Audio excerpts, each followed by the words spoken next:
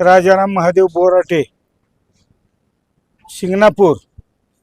आणि मला जयकुमार गोरे भाऊ यांनी त्यांच्या भारतीय जनता पार्टीच्या माध्यमातून कमळ या चिन्हावरती या ठिकाणी उमेदवारी दिलेली आहे. आणि ही उमेदवारी देण्यामागचं कारण म्हणजे या मानच्या उत्तर भागातलं पिण्याच्या पाण्याचं आणि शेतीच्या पाण्याचं हे लोकांना अद्यापर्यंत पाणी नाही आणि ते पोचवण्याचं काम या ठिकाणी करण्यासाठी आणि राहिलेली उर्वरित विकास कामं करण्यासाठी या ठिकाणी जयकुमार भाऊंनी या ठिकाणी मला या वावरे पंचायत समिती गणातून या ठिकाणी भाजपतर्फे उमेदवारी देण्यात आलेली आहे.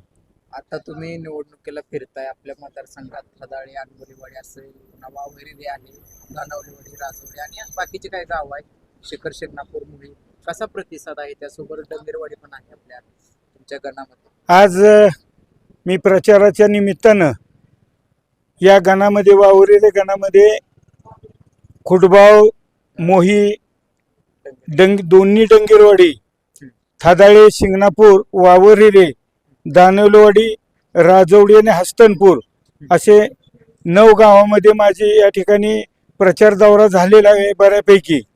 आणि कार्यकर्त्याची आणि सर्व मतदारांशी संवाद मी साधलेला आहे.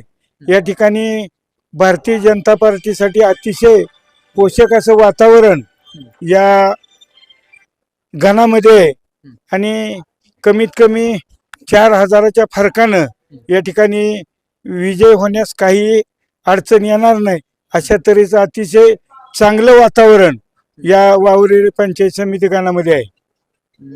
आता तुमच्या गावाचं कुलदैवत, महाराष्ट्राचं कुलदैवत आपल्याच गावात आहे, शिखर शिंगणापूरचा महादेवाचा. काल तुम्ही आशीर्वाद घेतला, काय वाटलं किंवा कसं काय भविष्यात काय नियोजन राहील महादेवाचं साखर वगैरे काय? या ठिकाणी कालच श्री शंभू महादेवाला श्रीफळ वाढवून आणि पत्रिका ठेवून या ठिकाणी प्रचाराचा शुभारंभ केला.